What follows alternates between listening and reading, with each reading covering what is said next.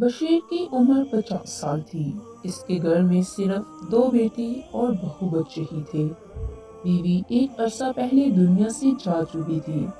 دونوں بہو اس سے بیزار تھیں، لیکن برداشت اس لیے کرتی تھیں کیونکہ وہ ہر مہینے کی تنخواہ اپنے بیٹوں کے ہاتھ پر لا کر رکھ دیتا تھا۔ اگر وہ ایسا نہ کرتا تو بیٹے اور بہو کب سے اسے گھر سے نکال چکے ہوتے۔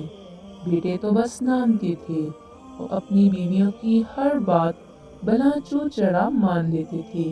پھر ایک دن بشیر کی زندگی میں ایسا حادثہ ہو گیا جس نے اس کی آنکھوں کی روشنی چھین لی۔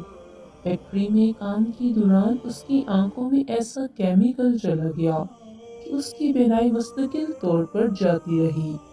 فیکٹری والوں نے صرف 1 مہینے کی ایڈوانس تنخواہ دے کر جان چھڑا لی تھی۔ بشیر اب بستر کا ہو کر رہ گیا تھا۔ اس کی دونوں بہو اب اس سے سخت بیزار ہوئیں اور اپنے شوہروں سے کہنے لگیں کہ ہم ابے کو مزید نہیں سنبھال سکتی، اس کو کسی پناہ گاہ میں چھوڑ آؤ۔ بیٹے تو تھے ہی حکم کے غلام۔ اگلے دن اپنے باپ سے کہنے لگے کہ ابا جان، یہاں پر آپ کی خدمت اس طرح سے نہیں ہو رہی جس کے آپ حقدار ہیں۔ ہم آپ کو شہر کی بڑی پناہ گاہ میں چھوڑ آتے ہیں، امید ہے وہاں آپ کی خوب خدمت سیوا ہوگی۔ بشیر جان چکا تھا کہ سب لوگ اس سے اکتا گئے ہیں اور جان چھڑانا چاہتے ہیں۔ اس نے بیٹوں سے کہا کہ فکر مت کرو، میں کل تک خود ہی کہیں چلا جاؤں گا۔ اس کی بات سن کر بہو اور بیٹے خوش ہو گئے۔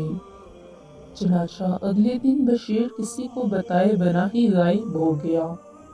چنانچہ حسب توقع کسی نے بھی اسے ڈھونڈنے کی کوشش نہ کی۔ وہ چلتا چلتا بستی سے باہر ایک بڑے قبرستان میں پہنچ گیا۔ وہاں ایک قبر پر گنبد نما کمرہ بنا ہوا تھا۔ بشیر اس کمرے میں چادر اوڑھ کر سو گیا۔ شام ہوئی تو قبرستان میں لوگ آنے شروع ہو گئے۔ کافی لوگ ساتھ بانٹنے کو چیزیں لائے تھے۔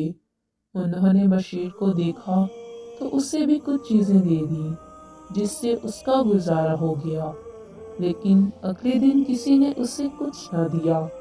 تب بشیر کو پتہ چلا کہ یہاں لوگ پیر یا جمعرات کے دن ہی صدقہ خیرات کرنے آتے ہیں، باقی دنوں میں کم ہی لوگ قبرستان کا رخ کرتے تھے۔ اب وہ ہر پیر اور جمعرات کو کھانے پینے کی چیزیں جمع کر لیتا اور باقی دنوں میں انہیں پر گزارا کرتا۔ لیکن اس سے بشیر کی بھوک نہ مٹتی تھی۔ وہ پہلے سے کمزور ہو رہا تھا۔ رات کو سو رہا تھا کہ اسے قبرستان سے آہٹ کی آواز سنائی دی، جیسے کوئی قبر کھود رہا ہو۔ وہ اٹھا اور اندازے سے اس سمت میں چل پڑا۔ اسے مکمل نظر تو نہیں آتا تھا، تاہم اس کی آنکھوں میں اتنی روشنی تھی کہ وہ چیزوں کو محسوس کر لے۔ اچانک کسی نے بشیر کو دبوچ لیا اور اس کے منہ پر ہاتھ رکھ کر اسے گھسیٹتا ہوا جھاڑیوں میں لے گیا۔ وہاں جا کر اس نے بشیر کو چھوڑا اور پوچھنے لگا کہ تم کون ہو؟ بشیر نے اپنی ساری آپ بیتی اس سے سنا ڈالی۔ اس آدمی نے بشیر کو بتایا کہ میں کفن چور ہوں، تازہ کپڑوں سے کفن چوری کرتا ہوں اور بیچ کر اچھے پیسے کما لیتا ہوں۔ کبھی کبھار جوان لڑکیاں بھی ہاتھ لگ جاتی ہیں۔ اس دن تو مزہ ہو جاتا ہے۔